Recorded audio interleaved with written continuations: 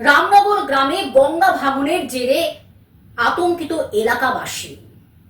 বরাবরে গঙ্গা ভাঙন নতুন কিছু নয়, বর্ষার আগে এবারে গঙ্গা ভাঙন রীতিমতো উদ্বেগজনক। কুস্তিঘাট ঝুলন্ত কাঠের সেতু থেকে প্রায় ৩০০ মিটারের বেশি গত ৫ দিন ধরে ভাঙছে গ্রাম।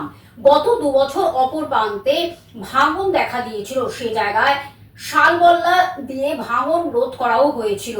বেড়ে যাওয়ায় ভাঙন ভয়াবহ আকার রূপ নেবে বলে আশঙ্কা স্থানীয়দের। এবারে বর্ষার শুরু থেকেই বরাগড়ে গঙ্গা ভয়ঙ্কর রূপ নিয়েছে। এমনিতেই বরাগড় বিধানসভায় ৯টি গ্রাম পঞ্চায়েত গঙ্গা ভাঙনের কবলে। কিছুদিন আগে জিলার খাসের চর এলাকায় ভাঙন দেখা দেয়। এবার গঙ্গা থেকে শাখা নদী অর্থাৎ কুন্তি নদীর গিয়েছে সে নদীর কুন্তি ঘাট রামনগর মাঝের পাড়ায় শুক্রবার থেকে ভাঙনে ৫-৬টি বাড়ির দেয়াল ফাটল দেখা দেয়। সোমবার জেলা শাসক সহ স্থানীয় প্রশাসনের নানান বিভাগে জানান এলাকার বাসিন্দারা।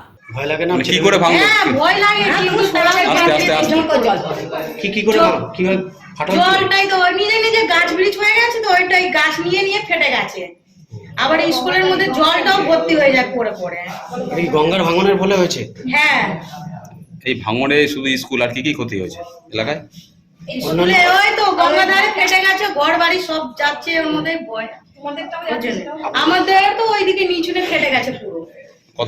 কতটা আতঙ্কে রয়েছেন এখন তারা? দুশ্চিন্তা হয়তো, চিন্তা হয়তো। হ্যাঁ, চিন্তা হয়। ওইদিকে নিচুনে আমাদের নিচুনেটাও ঢোস পড়ে গেছে। হুগলি থেকে রাজকুমার প্রসাদের রিপোর্ট, গ্লোব নিউজ।